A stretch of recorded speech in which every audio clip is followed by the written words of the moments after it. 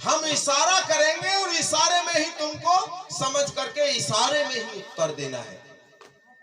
वजीर ने कहा राजन ऐसा पहले तो आपने कभी, आप तो बोल के प्रश्न करते थे। बोले तो आज हम बोल के प्रश्न नहीं करेंगे, इशारे से प्रश्न करेंगे। वजीर ने कहा तो हम प्रश्नों के जवाब नहीं दे पाएंगे। राजा साहब ने कहा हम तुम्हें नौकरी से निकाल देंगे।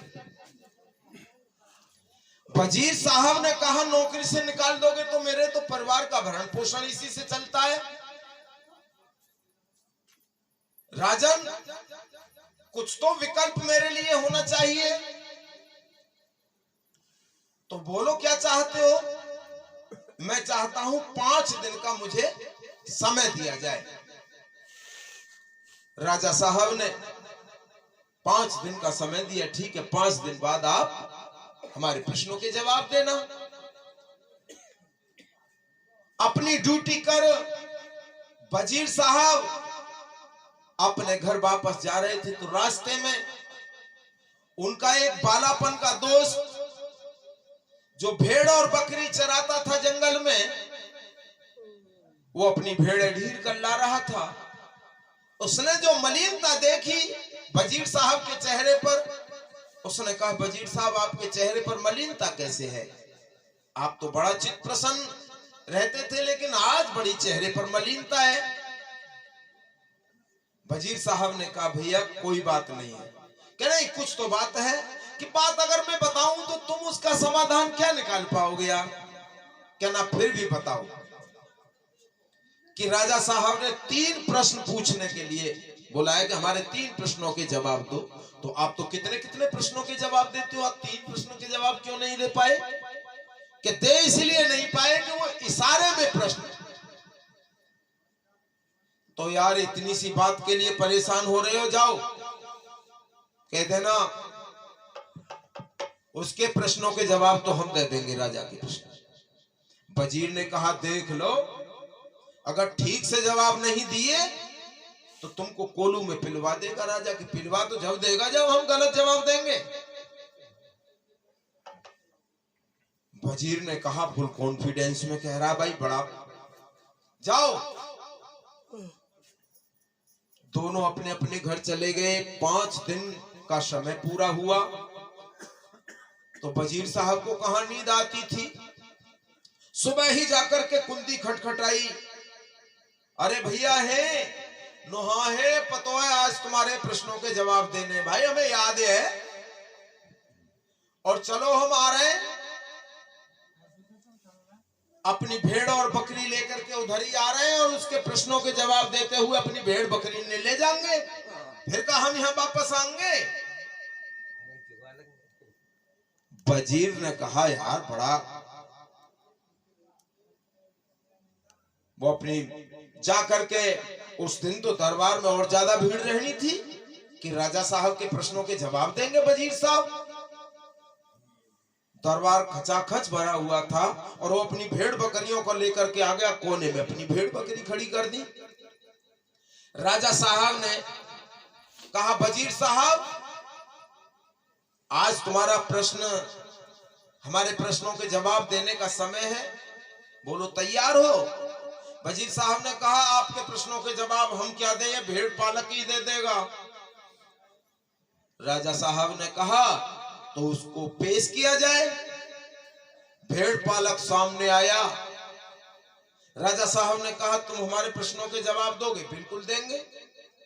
देख लो प्रश्न, अगर प्रश्नों के जवाब आपने ठीक नहीं दिए तो आपको कोलू में पिलवा दिया जाएगा कि राजा साहब आपके प्रश्नों के जवाब में सही नहीं दूंगा तभी तो पिलवाओगे मुझे कोलू। प्रश्न किया गया। राजा ने एक उंगली उठाई, भेड़ पालक ने पलक झपकने की देरी नहीं की, 2 उंगली उठा दी। राजा ने कहा बिल्कुल ठीक, हमारे पहले प्रश्न का जवाब माकूल मिला। पुरस्कार विजेता को 1000 असरफी पुरस्कार के रूप में दे दी जाए। 1000 असरफियां दे दी गई। दूसरा प्रश्न किया। इस तरह से जो राजा ने किया तो कुछ देर वजीर ठहर गया, वो भेड़ पालक थम गया, ठहर गया। तो वजीर साहब ने सोचा गया काम थे। कुछ समय के बाद राजा ने जो इस तरह से किया था तो भेड़ पालक ने इस तरह से कर दिया। राजा ने कहा बिल्कुल ठीक, हमारे दूसरे प्रश्न का भी जवाब ठीक मिला, माकूल मिला, 2000 असरफी पुरस्कार के रूप में दे दी जाए। पुरस्कार दे दिया गया।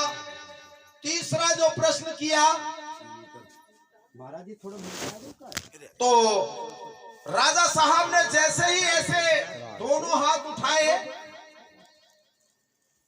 जैसे ही ऐसे किया, पलक झपकने की देरी नहीं कि भेड़ पालक ने ऐसे जो किया ऐसे कर दिया। राजा ने कहा बिल्कुल ठीक, हमारे तीसरे प्रश्न का भी जवाब माकूल मिला, ठीक मिला। प्रेमियों, पुरस्कार लेकर के भेड़ पालक अपनी भेड़ें लेकर के चला गया और दरबार में जो भीड़ थी वो सभी सोचने लगे यार क्या तो प्रश्न राजा साहब ने किए और क्या जवाब भेड़ पालक ने। न वजीर के पल्ले पड़ी बात, न किसी जनता के पल्ले पड़ी। सभी ने कहा साहब ये तो कुछ राजा साहब क्या आपने प्रश्न किए, क्या भेड़ पालक ने जवाब दिया। राजा साहब ने कहा नहीं, वो बहुत विद्वान था। हमने कहा प्रकाश एक है, उसने कहा दो है, एक सूर्य एक चंद्रमा। देखो कितना काबिल था। हमने जब कहा पांडव 5 थे तो उसने कहा छठे वो भी थे, योगीराज श्री कृष्ण वासुदेव यादव। हमने कहा रावण के 10 शीश थे, उसने कहा जब होंगे अब तो एक ना है। वजीर साहब ने सोचा भाई इतना विद्वान नहीं है वो कहां जाने इतना ज्ञान कहां है भाई। बात तो हम कछु और रही है। अस्तबल से घोड़ा मंगवाया, घोड़े पे सवार होकर के जहां भेड़ों को ढीर रहा था वहीं पहुंच गए। उन्होंने कहा वजीर साहब तुम्हें तसल्ली नहीं हुई, अरे पुरस्कार की बात थी आधा आधा कर लेते। बोले भाई पुरस्कार की बात नहीं है, तू ये बता हमें कि राजा साहब ने तुझसे क्या प्रश्न किए। भेड़ पालक ने कहा कोई प्रश्न कर तो जब ना। उसने तो कुछ प्रश्न ही नहीं किया, बाकी तो सीधी नजर मेरी भेड़ों पर जा रही और नो कहे कि एक भेड़ दे दे। हमने की बेटा तू राजा हम प्रजा, तू भी क्या याद करेगा, हम तो 2 देंगे। अरे उसकी तो एक तसल्ली नहीं हुई, उसने कहा 5 दे दे। हमने सोची रे 5 कम होंगी तो घरवाली लड़ेगी, इसलिए हम रुक गए यार। सोचा हमने, लेकिन हमने सीने पे पत्थर रख लिया। हमने कहा बेटा तू को रोज ना मांगे, वो तू 5 मांगे हम तो 6 देंगे। अरे बाकी इतनी नीयत खराब भाई यार, 9 कह कर 10 दे दे। हमने कहा अब तो हम एक ना। तो क्या प्रश्न किए, क्या जवाब मिले, कुछ पता नहीं लगा। इस तरह से सत्संगों में जो लेपन कार्य होता है ये अच्छी बात है।